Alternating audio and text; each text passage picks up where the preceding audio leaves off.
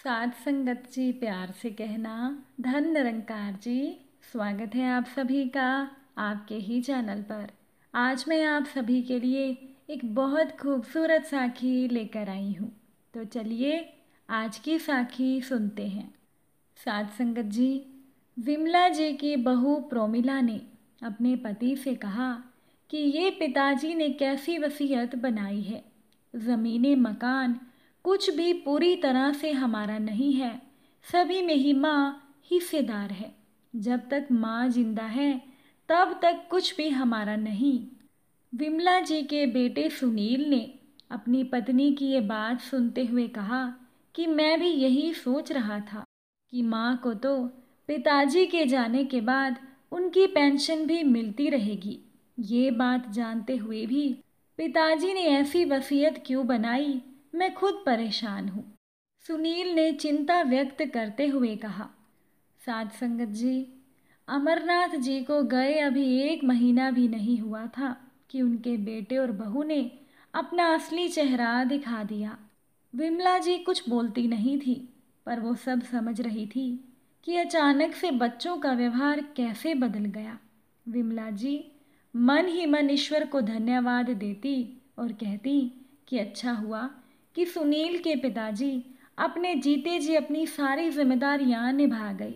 बेटियों की तरफ से तो मुझे कोई चिंता नहीं है, दोनों अपने ससुराल में खुश हैं। उनको कुछ लेना देना होगा तो मेरे पास मेरे पति की पेंशन है। कभी भी मुझे बेटा और बहू के सामने हाथ फैलाने की नौबत नहीं आएगी। मेरे पति खुद मुझे अकेला कर गए, पर इसका इंतज़ाम भी कर गए कि मैं किसी पर निर्भर ना रहूं। यही सोचते हुए विमला जी का चेहरा आंसुओं से भीग गया। जिस उम्र में जीवन साथी की सबसे ज़्यादा ज़रूरत होती है, उस समय किसी एक का चले जाना बहुत कष्टदायक होता है। और फिर अगर बच्चे स्वार्थी होकर अपने व्यवहार में परिवर्तन ले आएं, तो ये बात असहनीय हो जाती है। प्रोमिला और सुनील दोनों इसी बात से परेशान थे कि वो प्रॉपर्टी का कोई भी हिस्सा माँ के हस्ताक्षर के बिना बेच नहीं सकते। वो ये भी जानते थे कि माँ अपने साथ सारी प्रॉपर्टी तो लेकर नहीं जाएगी, पीछे सब हमारा ही है। फिर भी उनकी नाराज़गी उनके पिता से थी कि वो उन्हें अपनी माँ पर निर्भर बना गए। कि तभी प्रोमिला ने अपनी सास विमला जी से कहा कि माँ जी, वृद्धाश्रम से कुछ लोग चंदा मांगने के लिए आए हैं, आप उन्हें दे दीजिए। प्रोमिला की आवाज़ में नाराज़गी और गुस्सा साफ झलक रहा था। वृद्धाश्रम के लोग एक दूसरे को देखने लगे और विमला जी आकर उनके बीच में बैठ गईं।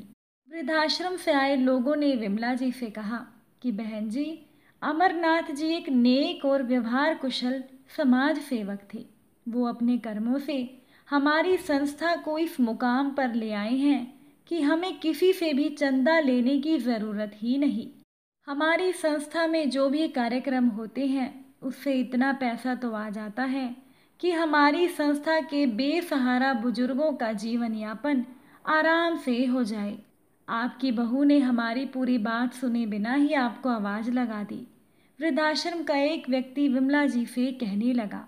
विमला जी ने कहा, मैं अपनी बहू की तरफ से माफ़ी मांगती हूँ। उसे पता नहीं था कि उसके ससुर संस्था के कोषाध्यक्ष थे और उसने हमेशा उनको पैसे गिनते ही देखा है। मेरी बहू ना समझ है, वो अब की बात समझी नहीं होगी। विमला जी ने बहू की ओर से सफाई दी। वृद्धाश्रम के लोगों ने कहा, हम तो अमरनाथ जी की याद में संस्था में एक छोटी सी प्रतिमा लगा रहे हैं, उसी के लिए हम आपको निमंत्रण देने आए थे। आप अपने शुभ हाथों से अगर ये काम करेंगी तो हमें बहुत खुशी होगी। ये सुनते ही विमला जी की आंखों में आंसू आ गए। जो इंसान अपने समाज के लिए इतना कुछ कर गया कि ये पराए लोग भी उसका गुणगान कर रहे हैं, और एक अपनी औलाद है जो अपने पिता को गलत समझ रही है। मन ही मन सोचते हुए विमला जी ने निमंत्रण पत्र ले लिया। सुनील उन लोगों के जाते ही बाहर आया और माँ से कहने लगा कि माँ, ये लोग कितने रुपए लेकर गए हैं, इन्हें कितने रुपए आपने दिए हैं। विमला जी निशब्द अपने कमरे में चली गई। दोनों बेटा और बहू निमंत्रण पत्र देखकर सोच रहे थे कि संस्था में प्रतिमा स्थापित करवाने से पहले हमें बताया भी नहीं। कि तभी प्रोमिला कहने लगी कि हाँ, अब माँ जी को किसी से पूछने की क्या ज़रूरत है, वो तो मालकिन है। अगले दिन विमला जी बेटा और बहू के साथ संस्था में पहुंच गई। संस्था में अमरनाथ जी की प्रतिमा का अनावरण किया गया। प्रतिमा के नीचे पत्नी के नाम के साथ साथ पुत्र और पुत्र वधू का नाम भी लिखा था। जब संस्था के कार्यकारी सदस्यों ने अमरनाथ जी के सत्कर्मों के बारे में बोलना शुरू किया तो पूरी सभा भावुक हो गई। बुजुर्गों को आत्मनिर्भर बनाने के साथ ही गरीब लड़कियों के विवाह जैसे नेक और भलाई के कामों में अमरनाथ जी का नाम हमेशा सबसे आगे रहेगा। सुनील और प्रोमिला कुछ बोलने लायक नहीं थे, क्योंकि अपनी माँ के साथ उनको मिल रहे मान सम्मान की वजह सिर्फ और सिर्फ उनके पिताजी थे। अमरनाथ जी के बेटा और बहू तो अपनी जिंदगी में इतना मगन थे कि उनके पिता समाज के लिए इतना कुछ कर रहे थे, उन्हें इस बात का पता ही नहीं था। उनकी नज़र में तो उनके पिता केवल एक सरकारी नौकर थे जो प्राय बाहर ही रहते थे। घर आने के बाद प्रोमिला और सुनील माँ के पास आकर शर्मिंदा हुए। कहने लगे कि माँ, हमें नहीं पता था कि वो प्रतिमा संस्था की तरफ से लग रही है, इसीलिए हम दोनों ज़्यादा बोल गए। विमला जी ने कहा कि बेटा, मतभेद होने में कोई बुराई नहीं, लेकिन मनभेद नहीं होना चाहिए। तुम्हारे पिता के पास कभी इतना पैसा नहीं था, फिर भी तू अपनी जिद से महंगे स्कूल और कॉलेज में पढ़ा। विचारों को लेकर भी तुम पिता पुत्र में हमेशा मतभेद रहा। इस बात को हम पीढ़ी का अंतर मान सकते हैं, लेकिन वसीयत को लेकर तुम पति पत्नी ने जो बर्ताव किया, उसको लेकर मेरा मन बहुत दुखी हुआ। अब तुम लोग एसी कमरे में बैठते हो, बिजली, फ़ोन, टिकट बुकिंग सब ऑनलाइन करते हो, लेकिन इन सब के पीछे उस इंसान का पसीना लगा है।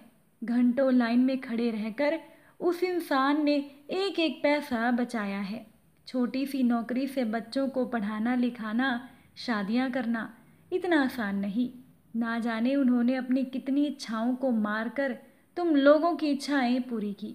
आज तुम्हें वो पिता गलत लग रहा है, क्योंकि वो मुझे तुम्हारा मोहताज नहीं बना कर गया।